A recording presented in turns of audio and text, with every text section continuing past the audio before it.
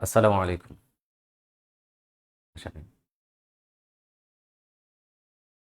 আসসালামু আলাইকুম সবাইকে। আজকের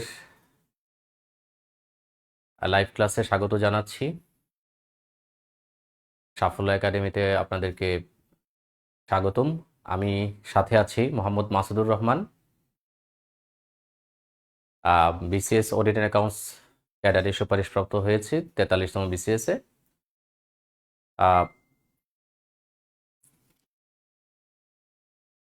আপনারা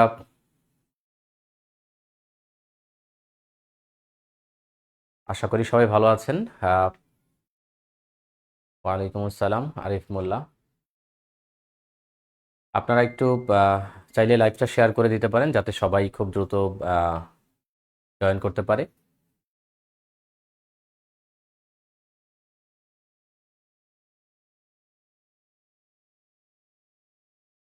তো আমার পরিচয় দিচ্ছিলাম, আমি 43তম বিসিএসে অডিট অ্যান্ড অ্যাকাউন্টস ক্যাডারে সুপারিশপ্রাপ্ত, এবং আমার মেরিট পজিশন ফার্স্ট আপনারা ইতিমধ্যে দেখেছেন। তো আসলে একটা দীর্ঘ যাত্রার ফসল। বিসিএস সহ যে কোনো সরকারি চাকরি আসলে হচ্ছে একটা ধৈর্যের বিষয়, একটা জার্নি অফ প্যাশন্স বলতে পারেন। শাওন ইসলাম, ওয়ালাইকুম আসসালাম। রফিকুল ইসলাম, ওয়ালাইকুম আসসালাম। যে আপনারা আস্তে আস্তে লাইভটা একটু শেয়ার করে দিবেন যাতে করে আমরা সবার সাথে দ্রুত অ্যাড হতে পারি। আমরা শুরু করব আজকে একটা ব্যতিক্রমধর্মী টপিক দিয়ে শুরু করব ইনশাআল্লাহ। সেটা হচ্ছে যে সাবজাংটিভ। আপনারা ইতিমধ্যে হয়তো বা জানেন, অবগত হয়েছেন। ডালিয়া মাহমুদ, ওয়ালাইকুম আসসালাম। জি, আমি ভালো আছি, আশা করি আপনি ভালো আছেন। তাসনিম তিশা, ওয়ালাইকুম আসসালাম। তো আমরা একটা ব্যতিক্রমধর্মী আজকে চ্যাপ্টার হচ্ছে পড়বো, যেটা ইংরেজি গ্রামারে খুবই পিকুলিয়ার। তো আপনাদের ভাল লাগবে ইনশাল্লাহ। আর যখন টপিকটা শেষ করব অল্প সময়ের মধ্যে, তখন আপনাদের এটা একদম আশা করি প্রো হয়ে যাবেন, যেটা আপনাদেরকে বলা হয়েছে। তো একেবারেই একটা এক্সেপশনাল একটা চ্যাপ্টার। যারা একেবারেই নতুন বা হচ্ছে intermediate level English grammar practice করেছেন বা বুঝেন, অ্যাডভান্স লেভেলটা একটু কম বুঝেন, তাদের জন্য এটা খুবই হেল্পফুল হবে। খুব ইম্পর্টেন্ট বটে, কারণ হচ্ছে এর এই সংক্রান্ত বিভিন্ন প্রশ্ন আমরা বিসিএস সহ অনেক জায়গাতে দেখতে পাই। রফিকুল ইসলাম, আপনি প্রশ্ন লিখেছেন যে শুধু ভিউ 1 হবে আজকে। আসলে ভিউ 1 না, এটা হচ্ছে বেস ফর্ম হবে আজকে। হ্যাঁ, ভিউ 1 আর বেস ফর্মের মধ্যে একটা পার্থক্য আছে। আহ, মজার বিষয় হচ্ছে যে এখানে আমরা সেগুলো দেখব। এটা ডিফারেন্ট টাইপ অফ চ্যাপ্টার। তো আমরা আস্তে আস্তে শুরু করি। আমরা একটু ইন্ট্রো দেই। সাবজাংটিভটা হচ্ছে একেবারেই একটা ব্যতিক্রম বিষয়। তার ব্যতিক্রম আপনারা দেখবেন যে ইংরেজিতে রাইট ফর্ম অফ ভার্ব এবং সাবজেক্ট ভার্ব এগ্রিমেন্ট নামে দুটো চ্যাপ্টার আছে। রাইট ফর্ম অফ ভার্ব এবং সাবজেক্ট ভার্ব এগ্রিমেন্ট নামে দুটো চ্যাপ্টার আছে। তো রাইট ফর্ম অফ ভার্ব কখন হয় এবং সাবজেক্ট ভার্ব এগ্রিমেন্ট কখন হয়? যখন কোনো ভার্ব টেন্স অনুসারে বসে, অর্থাৎ টেন্সকে ফলো করে বসে, এই নিয়ম কারণগুলোকে বলা হয় রাইট ফর্ম অফ ভার্বস। আমি আবার বলছি যে যখন ভার্ব টেন্সকে ফলো করে, টেন্স অনুসরণ করে, টেন্স অনুসারে সেন্টেন্সে ব্যবহৃত হয়, তখন যে সকল নিয়ম কানুন ব্যবহৃত হয় সেই নিয়ম কানুনগুলোকে বলা হয় হচ্ছে right form of verbs.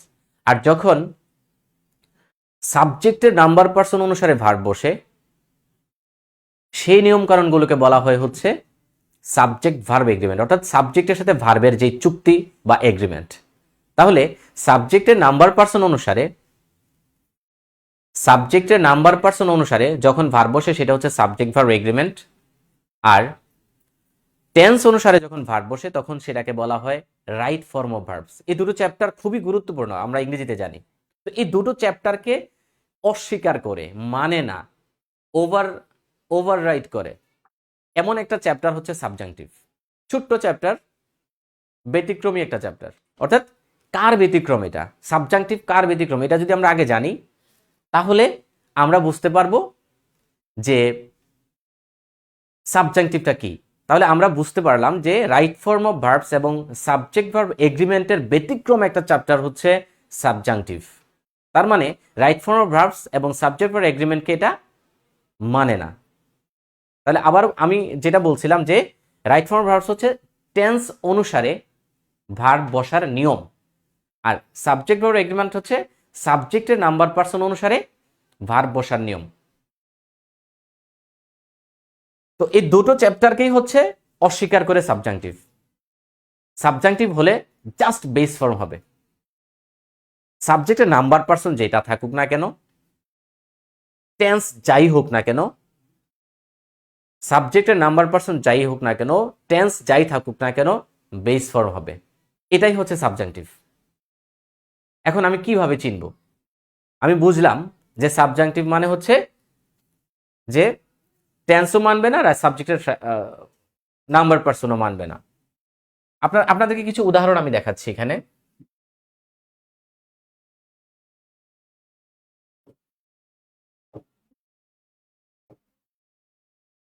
The doctor suggests that the patient, দেখেন দ্য পেশেন্ট কিন্তু এখানে হচ্ছে থার্ড পার্সন সিঙ্গুলার নাম্বার, সেই অনুসারে এখানে হওয়ার কথা হচ্ছে টেকস, কিন্তু এখানে হবে take. It is necessary that Rafi, রাফিও থার্ড পার্সন সিঙ্গুলার নাম্বার, তাহলে হওয়ার কথা হচ্ছে ইজ, কিন্তু ইজ হবে না, হবে হচ্ছে বি। মজার বিষয় হচ্ছে এম ইজ আর হচ্ছে ভি ওয়ান। এই যে ভি ওয়ান এবং বেস ফর্মের মধ্যে যে বেসিক পার্থক্য, এম ইজ আর কিন্তু ভি ওয়ান, কিন্তু বেস ফর্ম হচ্ছে বি। ডো ডাজ হচ্ছে মানে ডো ডাজ ডিডের মধ্যে এটার বেস ফর্ম হচ্ছে ডো। হ্যাভ হ্যাজ হেডের মধ্যে বেস ফর্ম হচ্ছে হ্যাভ। বেসিক একেবারে ফর্মটাকে বলা হয় বেস ফর্ম। তাহলে বোঝা গেল যে M is R V one হলেও বেস ফর্ম কিন্তু বি। যদিও এম ইজ আর ইয়ে হতে পারে, অক্সিলারি হতে পারে, সেটা ভিন্ন আলাপ। তাহলে সহজ কথা হলো যে বেস ফর্ম হচ্ছে। তারপর it is obligatory that he, third person singular number, হওয়ার কথা ছিল ডাজ নট বি, হচ্ছে not be. Does not be, not be. তারপর হচ্ছে আপনারা এই টুইস্টগুলো আস্তে আস্তে বুঝতে পারবেন। এখানে শি আর্জেস দ্যাট হি, এখানে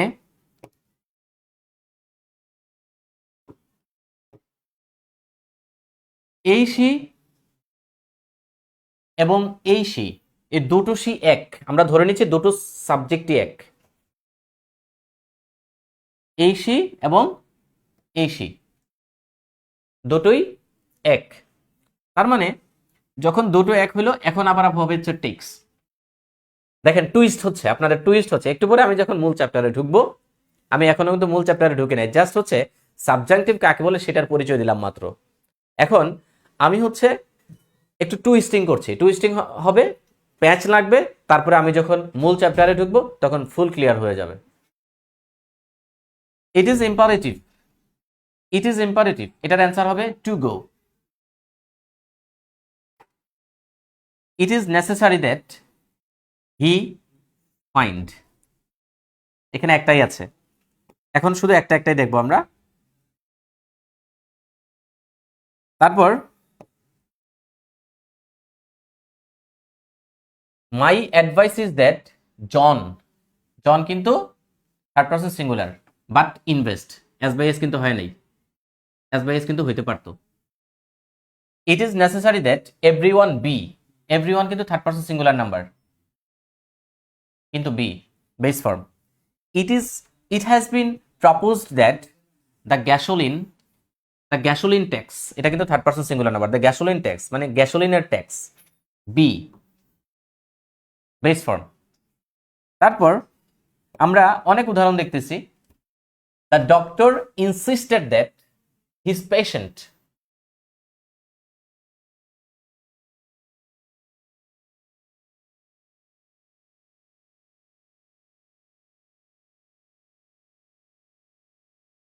the doctor insisted that his patient, his patient কিন্তু থার্ড পারসন সিঙ্গুলার কিন্তু টেক। তারপর I insist that she come, third person singular কিন্তু come. It is imperative that you come, ঠিক আছে ইউ কাম তো হয়ই, কিন্তু ইউর কারণে কিন্তু এখানে কাম হয় নাই, এটা কিন্তু আলাদা হিসাব। ওকে, তো আপনারাও এখন এই অ্যান্সারগুলো মিলাতে পারেন, আপনি নিজে নিজে অ্যান্সার দিতে পারেন। ওকে, এবার আমরা এখানে অনেকগুলো টুইস্ট খেলাম, যে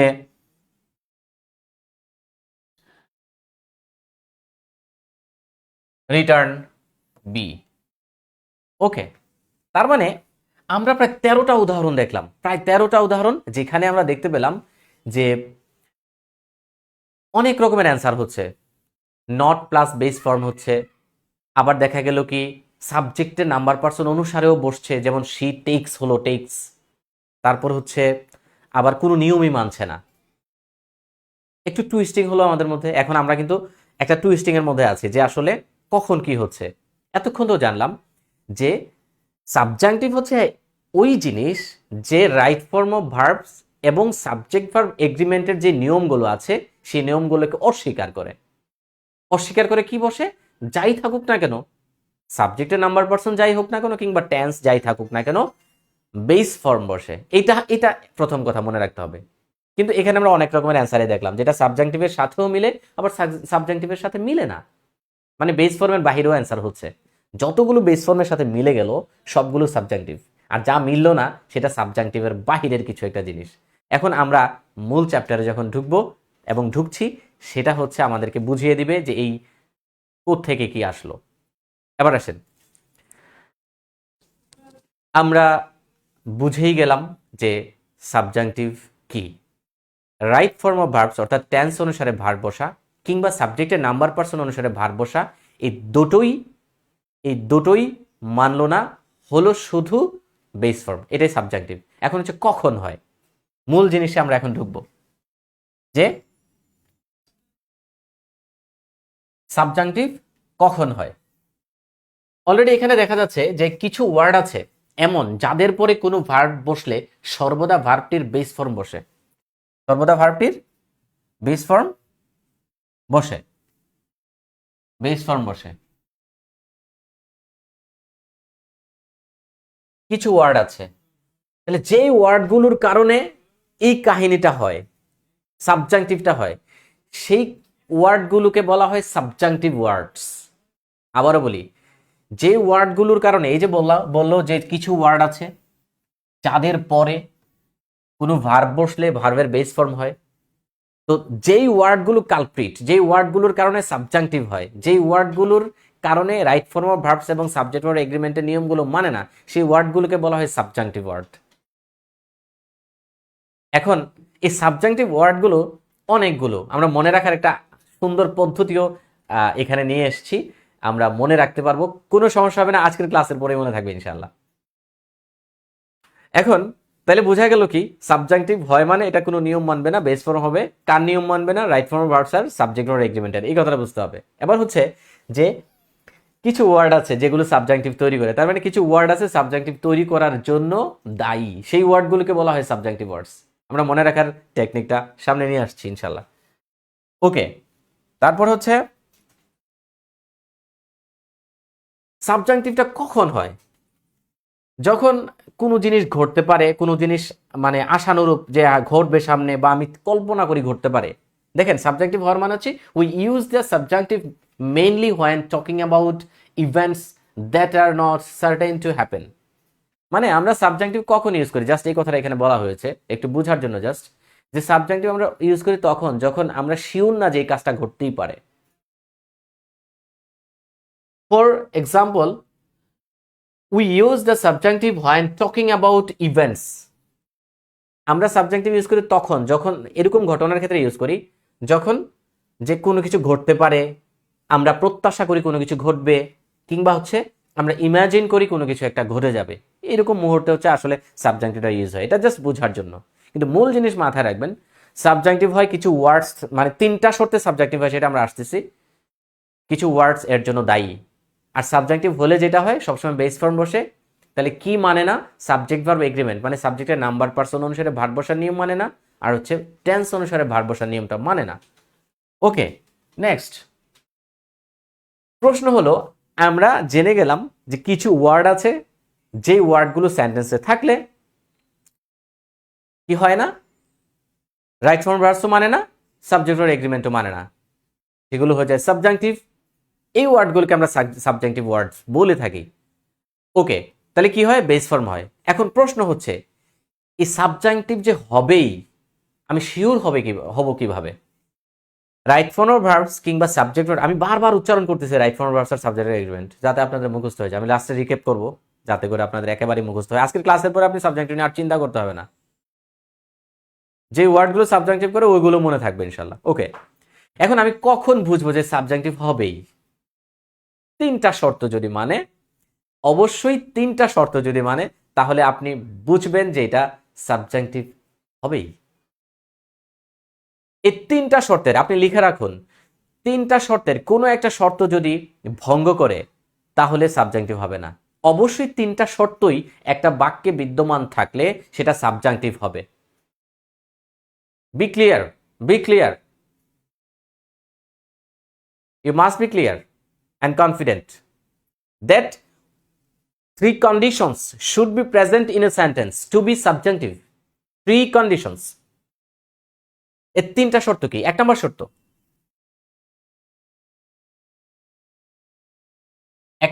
হচ্ছে আবশ্যিক শর্ত কিন্তু তিনটি।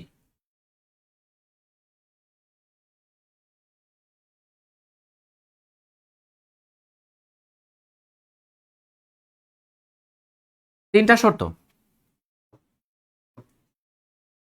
আচ্ছা, প্রথম শর্ত হচ্ছে দ্যাট থাকতে হবে, বাক্যে দ্যাট থাকতেই হবে। এক নম্বর শর্ত, বাক্যে দ্যাট থাকতেই হবে। দুই নম্বর শর্ত, এই দ্যাটের দুই পাশে, ডানে এবং বামে, দুটি ভিন্ন ভিন্ন, be clear, be clear in that point two different subjects. You must be clear in that point two different subjects before and after that. দ্যাটের আগে এবং পরে দুটো ভিন্ন ভিন্ন সাবজেক্ট থাকতে হবে।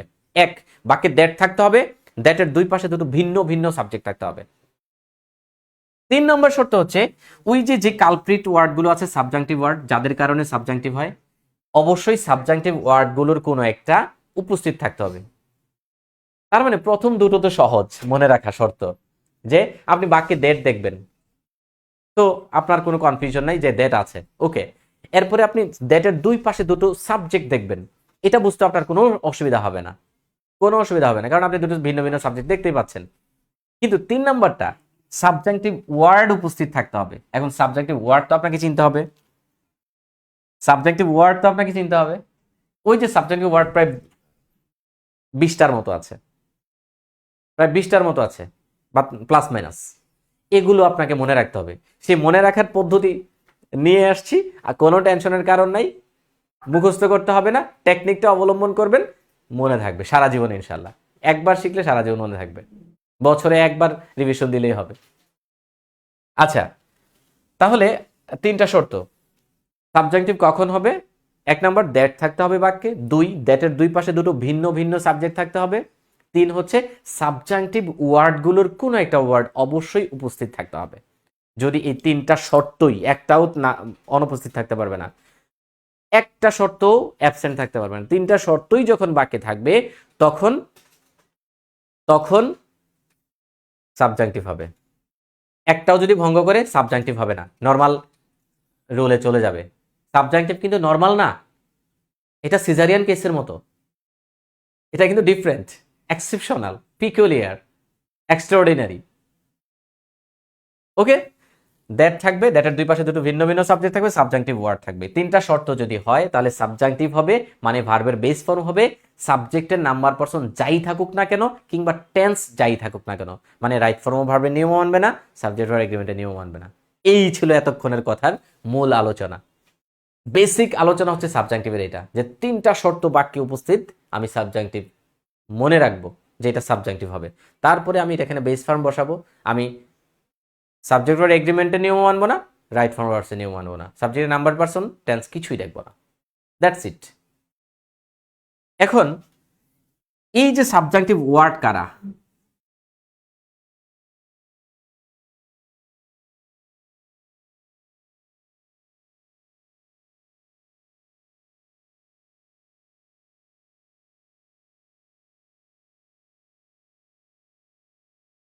এখন এখন আমি একটু সুযোগ দিচ্ছি যে এই পর্যন্ত ক্লিয়ার কিনা সবার, যে আমরা কখন সাবজাংটিভ হবে বুঝবো এবং সাবজাংটিভ হলে কি হবে, মূলত সাবজাংটিভ হলে কি ব্যতিক্রম হয় আমরা বুঝেছি কিনা একটু কমেন্ট করি কাইন্ডলি প্লিজ।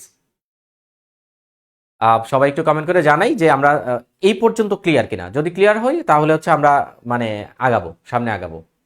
আমরা প্রায় 50% ক্লিয়ার করে ফেলেছি।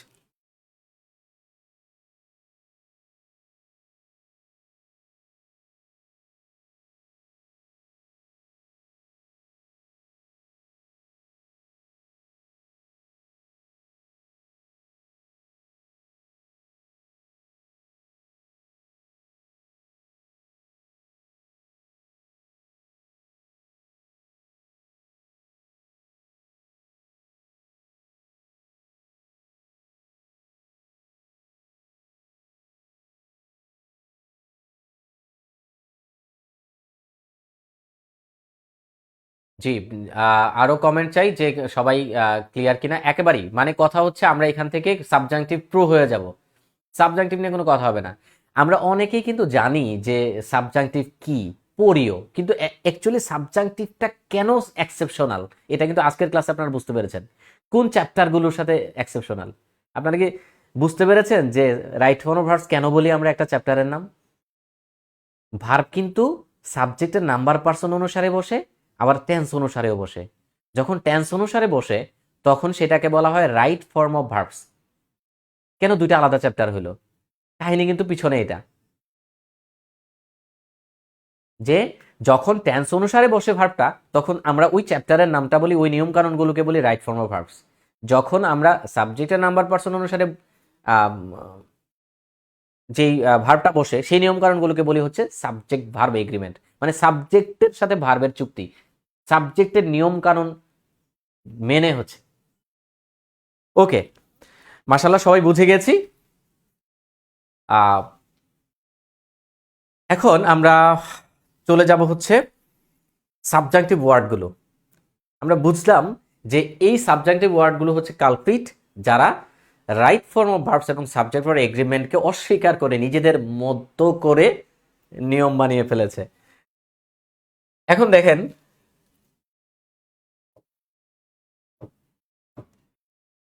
Advice, ask, command, demand, desire, insist, order, prefer, propose, recommend, request, suggest, হ্যাঁ অনেকগুলো ওয়ার্ড। এতগুলো কি মনে রাখা সহজ? আমি যদি ভুলে যাই স্কিপ হয়ে যায়, আমার প্রিলিমিনারির একটা কোশ্চেনে চলে আসলো, দুইটা কোশ্চেনে চলে আসলো, তখন আমি অ্যান্সার দিতে পারলাম না, আমি বুঝতেই পারলাম না যে এখানে তিনটা শর্ত উপস্থিত আছে কিনা। আমি দেখলাম যে দ্যাট আছে, আমি দেখলাম যে দ্যাটের দুই পাশে দুইটা ডিফারেন্ট সাবজেক্টও আছে, কিন্তু আমি I could not be clear that where is এখানে whether there is any subjunctive word or not, আমি ক্লিয়ার হতে পারলাম না। তখন কি হবে জিনিসটা? আমি কিন্তু ভালো অ্যান্সার দিতে পারবো না, আমি কনফিউজড হয়ে যাব। এই জন্য আমরা একটা টেকনিক অবলম্বন করব যাতে করে এই ওয়ার্ডগুলোকে আমরা মনে রাখতে পারি।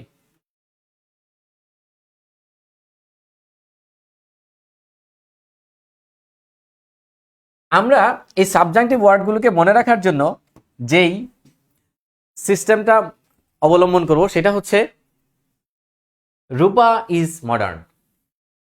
এই টেকনিকটা আমি আমার এক বড় ভাই থেকে শিখেছিলাম, আমার একেবারে এলাকার বড় ভাই, কোনোভাবে আপনারা চিনে থাকলে তো ভালো। তো রূপা ইজ মডার্ন, আমি সব ভালোগুলোকে একত্র করে বেস্ট ওয়েতে বোঝানোর চেষ্টা করি। আমি যা বুঝি তা সহজ করে বুঝি, আমি যা বুঝাই সেটা সহজ করে বোঝানোর চেষ্টা করি। তো রূপা ইজ মডার্ন, রূপা মডার্ন, রূপা রূপা খুব আধুনিক। এখন এই রূপা ইজ মডার্নের প্রতিটা লেটার দিয়ে দিয়ে আমরা সাবজেক্টিভ কালপ্রিটগুলোকে, সাবজেক্টিভ ওয়ার্ডগুলোকে মনে রাখবো। রূপার আর দিয়ে হচ্ছে require, request, recommend. Require, request, recommend আপনি একটু কবিতার ছন্দে পড়তে হবে, মনে থাকবে, কয়েকবার পড়বেন মনে থাকবে। জাস্ট এই সাবজেক্টিভ মনে রাখার জন্য আপনাকে এই এতটুকু ইফোর্টে দিতে হবে। Require, request, recommend, urge, urgent, unthinkable, propose, prefer, ask, advice, adamant. I repeat, require, request, recommend, U দিয়ে হচ্ছে urge, urgent, unthinkable, P দিয়ে হচ্ছে propose, prefer, A দিয়ে হচ্ছে ask, advice, adamant. Require, request, recommend, urge, urgent, unthinkable, propose, prefer, ask, advice, adamant. এই হচ্ছে রূপা। তাহলে রূপা দিয়ে আমরা অনেকগুলো ওয়ার্ড মনে রাখলাম। দেখেন আপনারা কিন্তু একটু দ্রুত পড়বেন, দ্রুত পড়লে যেটা হবে একটা রিদম আসবে, রিদম আসবে যে require, request, recommend, urge, urgent, unthinkable, propose, prefer, ask, advice, adamant. Pronunciation is a very much important thing in English. প্রনাউন্সিয়েশনটাকে আপনার কিন্তু অনেক সুন্দর করতে হবে। সুন্দর বলতে আমি বলছি যে you must be smart in English pronunciation. You must be smart, that is enough.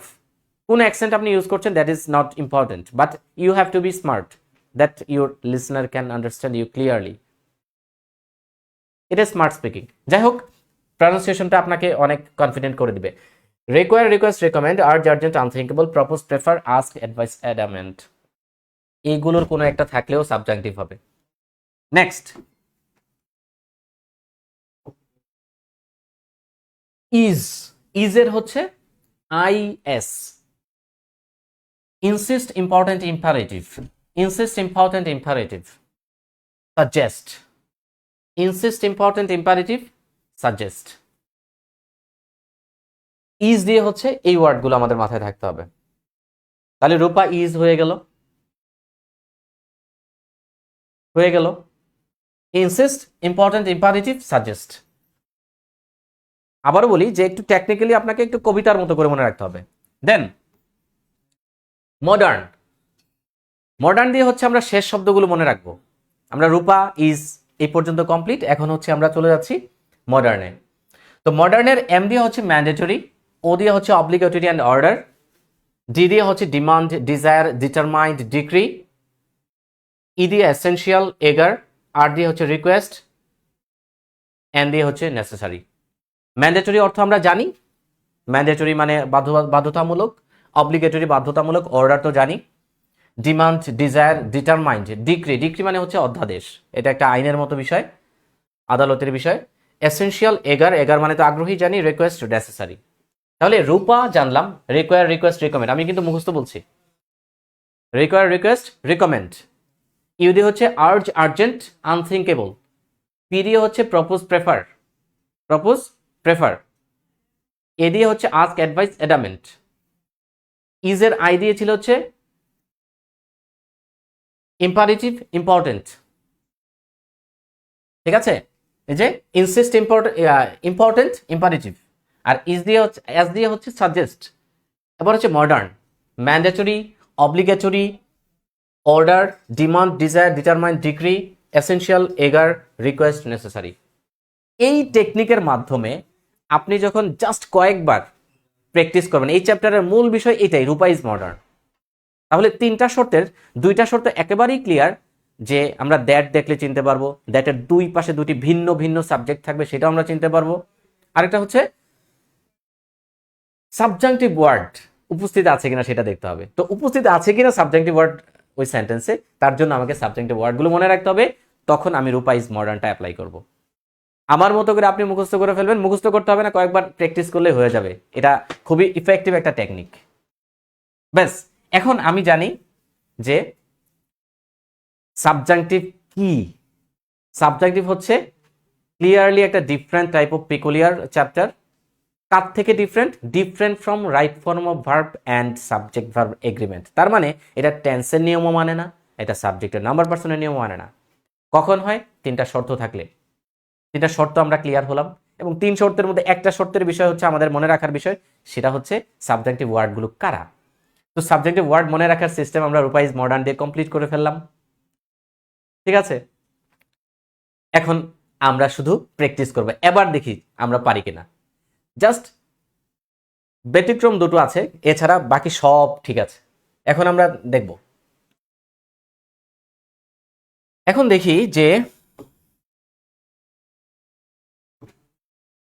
I demanded everyone. Everyone, everyone কিন্তু থার্ড পারসন সিঙ্গুলার নাম্বার। সাবজেক্টের নাম্বার পারসন চেনা খুব জরুরি।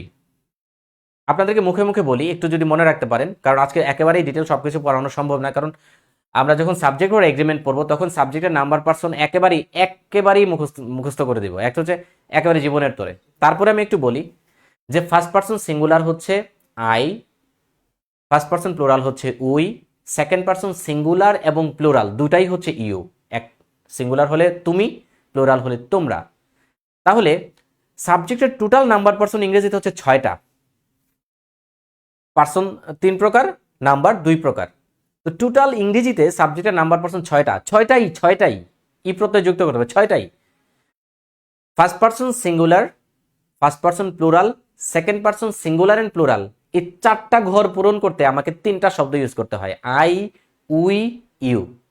তার মানে I first person singular, you we first person plural, you second person singular and plural দুইটাই। তার মানে টোটাল 6টা নাম্বার পারসনের ঘর 3টা শব্দ দিয়ে আমরা ফিল আপ করে ফেলতে পারি, I, we, you.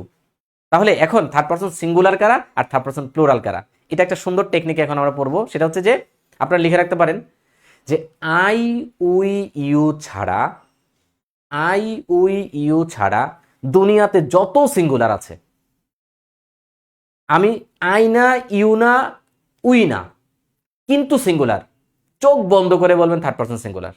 I, we, you না, কিন্তু প্লুরাল, চোখ বন্ধ করে বলবেন third person plural. That is, এটাই হচ্ছে গুরুত্বপূর্ণ বিষয়। তাহলে এভরিওয়ান কিন্তু সিঙ্গুলার বোঝাচ্ছে, কিন্তু এটা আই, উই, ইউ কিছুই না, তাহলে থার্ড পারসন সিঙ্গুলার মুখস্থ।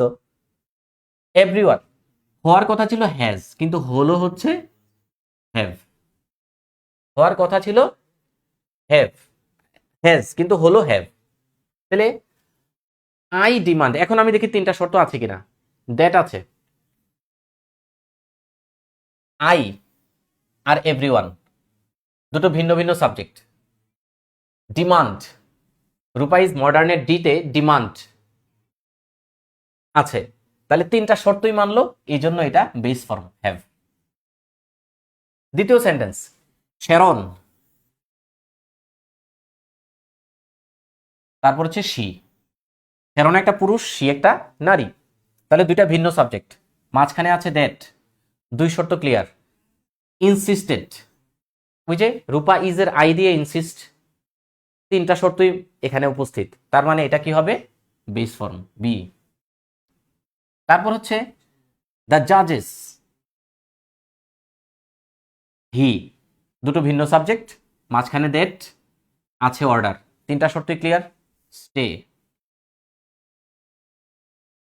ইট ইজ ইম্পারেটিভ দ্যাট, তাহলে ইট আ কার, মাঝখানে দ্যাট, ইম্পর্টেন্ট, সাবজাংটিভ ওয়ার্ড উপস্থিত, base form be. The manager, the manager, his visitor, ভিন্ন ভিন্ন সাবজেক্ট, মাঝখানে দ্যাট, এগার, রূপা ইজ মডার্নের ইতে আছে এগার। See, base form.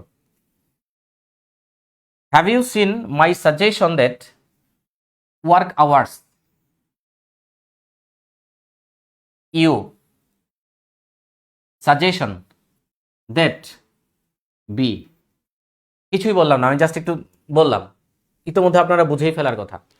আচ্ছা, এই পর্যন্ত এই উদাহরণগুলো যে বললাম 3টা শর্তের সাথে মিলিয়ে, এই উদাহরণগুলো কি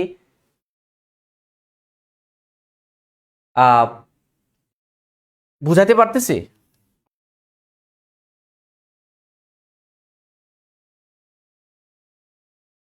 ক্লিয়ার কিনা বলেন? এই পর্যন্ত এই উদাহরণগুলো যে মানে আমরা সলিউশন দেখলাম, আমরা আমরা কি এখন সলভ করতে পারবো ক্লিয়ারলি? একটু কমেন্ট করে জানাবেন যে এই পর্যন্ত আমরা যে করলাম, এই উদাহরণগুলো যে আমরা সলভ করলাম, এই এক্সাম্পলগুলো আমরা কি আসলেই বুঝতে পারছি? আমরা কি এখন পারবো ইনশাল্লাহ?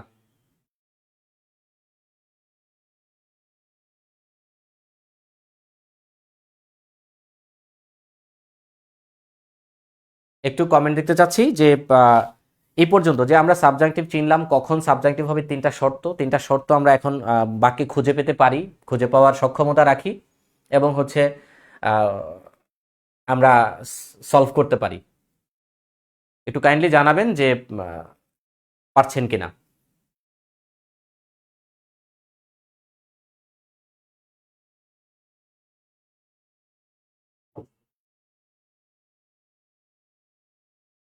এখন যদি সাবজাংটিভের ক্ষেত্রে নেগেটিভ হয়, যদি সাবজাংটিভের ক্ষেত্রে নেগেটিভ হয়, তাহলে কি হবে? কিচ্ছু হবে না। বেস ফর্মের আগে জাস্ট নট বসবে, জাস্ট নট, জাস্ট নট বসবে। এই যে নট, সরি আমি ইয়েলো কালারটা ইউজ করলে আর একটু ভালো দেখা যেত। We have made a request that we not be disturb. We do not বলতে পারতাম, আরো অন্য কিছু বলতে পারতাম, কিন্তু না, সাবজাংটিভ হলে নিয়ম মানবে না, জাস্ট নট বসবে। তাহলে সাবজাংটিভে বোঝা গেল যে যদি নেগেটিভ হয় সাবজাংটিভে, তাহলে কি হবে? বেস ফর্মের সাথে জাস্ট নট হবে, জাস্ট নট, কোনো অক্সিলারি থাকবে না, কোনো অক্সিলারি থাকবে না।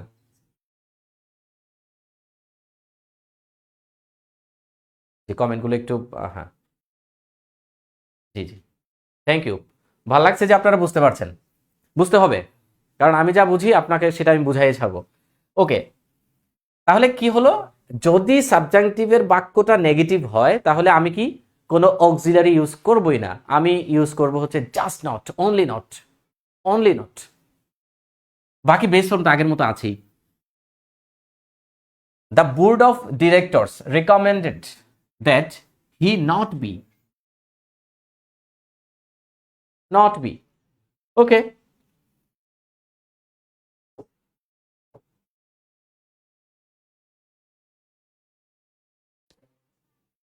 এখন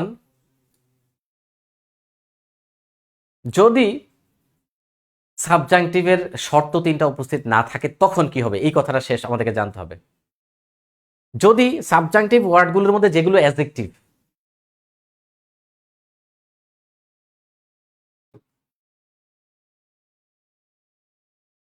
সাবজাংটিভ ওয়ার্ডগুলোর মধ্যে যেগুলো অ্যাডজেক্টিভ, এই অ্যাডজেক্টিভ যদি থাকে কিন্তু দ্যাট নাই, সাবজাংটিভ ওয়ার্ডগুলোর মধ্যে যেগুলো অ্যাডজেক্টিভ, আবারও বলি, যেগুলো অ্যাডজেক্টিভ কিন্তু দ্যাট নাই, অ্যাডজেক্টিভ থাকবে কিন্তু দ্যাট থাকবে না, জাস্ট অ্যাডজেক্টিভ কিন্তু দ্যাট নাই, শর্ত অনুপস্থিত, তখন এটা ইনফিনিটিভ হয়ে যাবে। It is very much essential to figure out this problem. It is imperative, আমি মুখে মুখে যদি বলি, it is imperative to go there, to go there. তাহলে কি শিখলাম? সাবজাংটিভ মানে বেস ফর্ম হবেই, নেগেটিভ হলে জাস্ট নট আসবে, আর যদি অ্যাডজেক্টিভ জাতীয় শব্দগুলো সাবজাংটিভ ওয়ার্ডগুলো থাকে কিন্তু দ্যাট উপস্থিত নাই, তখন হয়ে যায় ইনফিনিটিভ। সহজ। এখন হচ্ছে একেবারে শুরুর দিকে একটা সেন্টেন্স লিখেছিলাম যে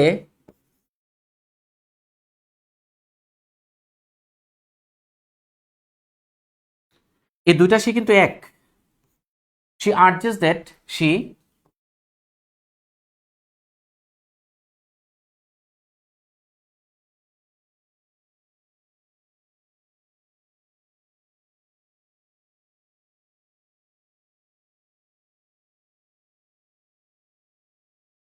সরি,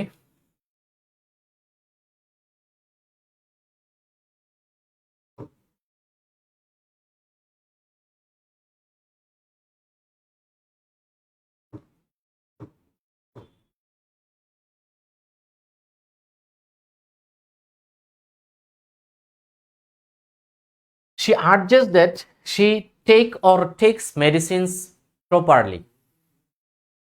এখানে দেখেন কি অবস্থা, এখানে কি বাহ্যত মনে হয় যে তিনটা শর্তই উপস্থিত, বাহ্যত মনে হচ্ছে যে তিনটা শর্তই উপস্থিত। যেমন শি একটা সাবজেক্ট, মাঝখানে দ্যাট আছে, তারপরে শি আরেকটা সাবজেক্ট, আর্জেস ওই যে রূপার ইউ আর্জ আর্জেন্ট, তো আর্জেস একটা সাবজেক্টিভ ওয়ার্ডও আছে। কিন্তু না, শি অ্যান্ড শি দুটো একই সাবজেক্ট, তাহলে একটা শর্ত ভেঙে ফেলেছে। যেহেতু একটা শর্ত ভেঙে ফেলেছে তখন হবে টেক্স, তখন হবে টেক্স, তখন আর টেক হবে না। যদি এখানে শি না হয়ে হয়তো হচ্ছে হার ব্রাদার,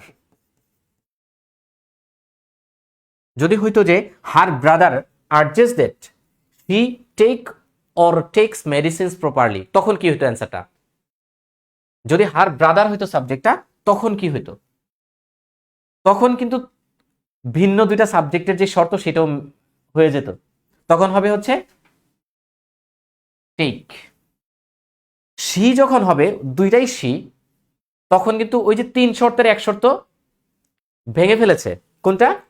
ওই যে দুটো ভিন্ন ভিন্ন সাবজেক্ট থাকবে, এই জন্য টেক্স সাধারণ নিয়মে চলে গেছে। কিন্তু যদি শি এর জায়গায় হার ব্রাদার দিয়ে দিই, কিংবা এই শি এর জায়গায় অন্য সাবজেক্ট দিয়ে দিতাম, তখন দুটো ভিন্ন সাবজেক্ট হয়ে যেত, তখন হয়তো হচ্ছে টেক। তার মানে এখন ক্লিয়ার, সাবজাংটিভে আর কোনো ব্যতিক্রম নেই। আমি এখন রিক্যাপ করছি, এই আপনারা ক্লিয়ার কিনা আমাকে একটু কমেন্ট করে জানান। লাস্ট কথাটা, লাস্ট যে উদাহরণটা সেটা বুঝতে পেরেছেন কিনা একটু কাইন্ডলি জানান দ্রুত, আমি তাহলে রিক্যাপ করে ক্লাস শেষ করবো ইনশাল্লাহ। একটু জানান, দেখি কি অবস্থা। শেষ সেন্টেন্সটা যেটা, she urges that she text medicines properly, কেন টেক্স হলো? আর যদি হার ব্রাদার হতো শি এর জায়গায়, তখন কেন টেক হতো? জি, এটা একটু আমাদেরকে জানান, জানালেই হবে। তাহলে রিকেপ করে দিব একেবারে মুখস্থ। জি, অনেকেই কমেন্ট করছেন, মাশাআল্লাহ, ভালো, বুঝতে পেরেছেন, দ্যাট ইজ গ্রেট। আপনারা যে মনোযোগ দিয়ে শুনছেন, I am grateful to you, and আমি যে ভালো করে বোঝাতে পারছি, and so I thank myself. তো এখন আমরা রিকেপ করি, 2 মিনিট সময় নিব। প্রথম কথা হচ্ছে হোয়াট ইজ সাবজাংটিভ, এটা মাথায় আনতে হবে। সাবজাংটিভের কোনো সংজ্ঞা হয় না। আপনার মাথায় আসতে পারে যে সাবজাংটিভ মানে হচ্ছে যে বেস ফর্ম বসবে। অনেকে বলতে চায় যে V1 বসবে না। ভাই, V1 আর বেস ফর্ম এক জিনিস না। এম ইজ আর V1 হয়, কিন্তু এটার বেস ফর্ম হচ্ছে বি। ডাজ V1 হতে পারে, কিন্তু এটার base form do. Has base V1 হতে পারে, কিন্তু এটার বেস ফর্ম হ্যাভ। তাহলে বেস ফর্ম এবং V1 এর মধ্যে একটা বেসিক সূক্ষ্ম শাটল একটা ডিফারেন্স আছে। ওকে, যাই হোক, আসেন তাহলে সাবজাংটিভটা কি। সাবজাংটিভ হচ্ছে একটা এক্সেপশনাল। কার এক্সেপশনাল?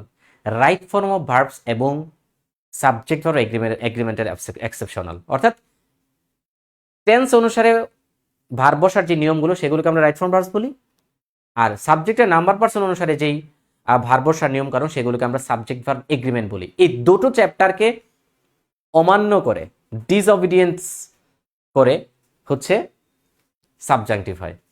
তাহলে সাবজাংটিভ হচ্ছে এই দুটো চ্যাপ্টারকে অস্বীকার করে। এটা হচ্ছে সাবজাংটিভের পরিচয়, কারণ আমি কার থেকে ডিফারেন্ট সেটা জানতে হবে, না জানলে আপনি সাবজাংটিভ চিনবেন না। এই চিনাটা কিন্তু অনেক জরুরি। আমরা সাবজাংটিভ এনে পড়ি, আমি আগে বলেছি, কিন্তু বুঝতে হবে যে কার থেকে different. That is very important to understand and realize. Okay, এবার হচ্ছে সাবজাংটিভ কখন হয়। সাবজাংটিভ 3টা শর্তে হয়, 3টা শর্তে সাবজাংটিভ হয়। একটা শর্ত হচ্ছে দ্যাট থাকতে হবে বাক্যে, দ্বিতীয় হচ্ছে দ্যাটের দুই পাশে দুটো ভিন্ন ভিন্ন সাবজেক্ট থাকতে হবে, 3 নাম্বার হচ্ছে সাবজাংটিভ ওয়ার্ডগুলোর একটা উপস্থিত থাকতে হবে।